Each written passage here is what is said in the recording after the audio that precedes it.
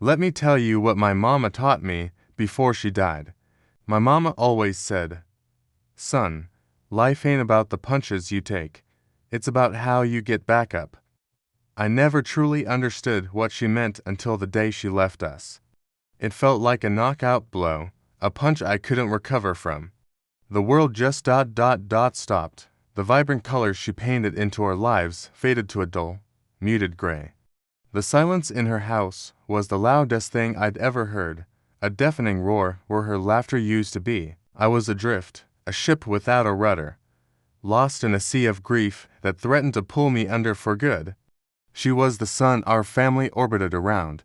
Her name was Eleanor, but to us, she was just Mama, the heart and soul of everything.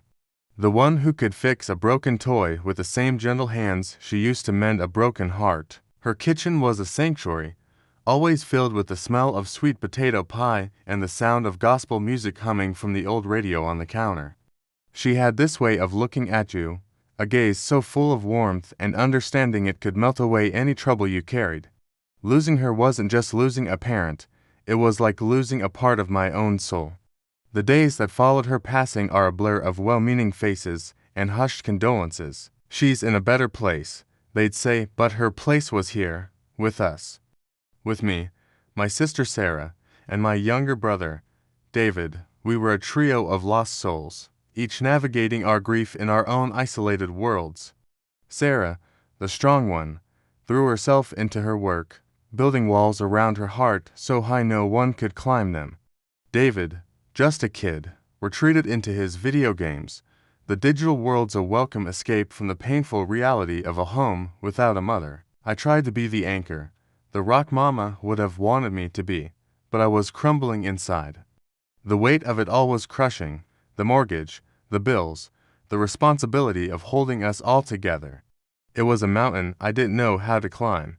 I'd sit in Mama's favorite armchair, the fabric worn smooth over years of her sitting there, and just stare at the empty space. I'd pick up the phone to call her, my thumb hovering over her name before the gut-wrenching realization hit me all over again. The arguments started small, whispers of frustration between Sarah and me about finances, about David's slipping grades. "You're not doing enough.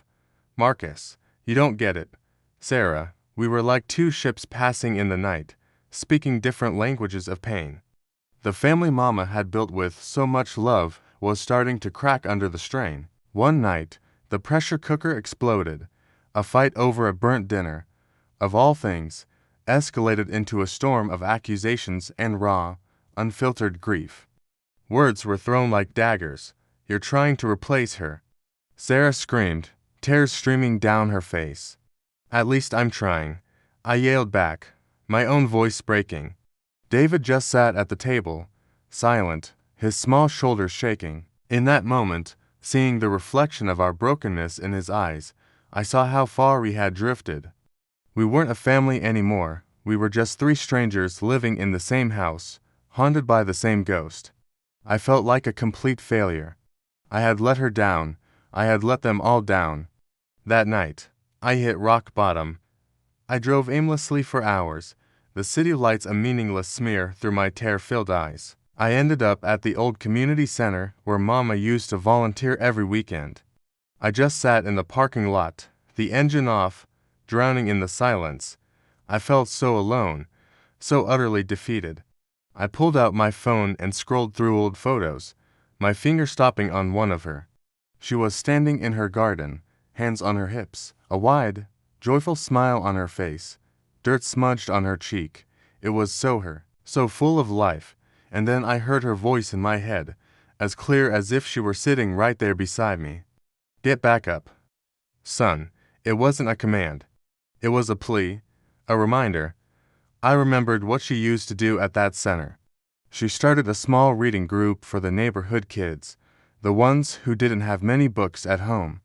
She'd call it her story garden, telling them that every book was a seed for their imagination. She didn't have much money, but she had time, and she had love. She poured it into those kids, into her community. She turned her own struggles, a single mother, into a source of strength, not for herself, but for others. Her purpose wasn't just raising us, it was lifting everyone around her. In that moment, under the dim glow of a flickering street light, something shifted inside me. The immense weight of my grief didn't disappear, but it changed shape. It was no longer an anchor dragging me to the bottom. It started to feel like a compass. My pain wasn't a punishment, it was a connection. It was the price of a love so profound, and it was a legacy I had a choice to carry. I could let it break me, or I could let it build me into the man she knew I could be. I drove home, a new kind of resolve settling in my chest. The fight wasn't over, I was just getting back up. The next morning, I made breakfast, pancakes, just the way Mama used to make them. Sarah and David came into the kitchen, drawn by the smell, their expressions wary. I didn't say much at first, I just put a plate in front of each of them. "I'm sorry," I said, my voice quiet but steady. "I've been trying to fill her shoes, but nobody can. I haven't been a good brother, we have to do this together." The tension in the room slowly started to dissolve. For the first time in months, we talked, really talked. We shared memories of Mama, the funny ones, the sweet ones. We cried together, not as isolated individuals, but as a family. We were rebuilding, one memory, one pancake at a time. Inspired by her memory, I went back to that community center. I walked in and told them I wanted to restart my mother's story garden. I used the little money I had to buy some new children's books. Sarah, seeing what I was doing, designed flyers and spread the word online. Even David helped, organizing the books on the shelves, a small, shy smile on his face.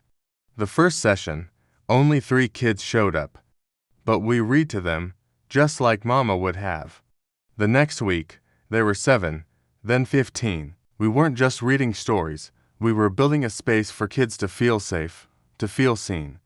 A space filled with the same warmth Mama gave to us. Today, the story garden is thriving. It's a vibrant, noisy, wonderful place.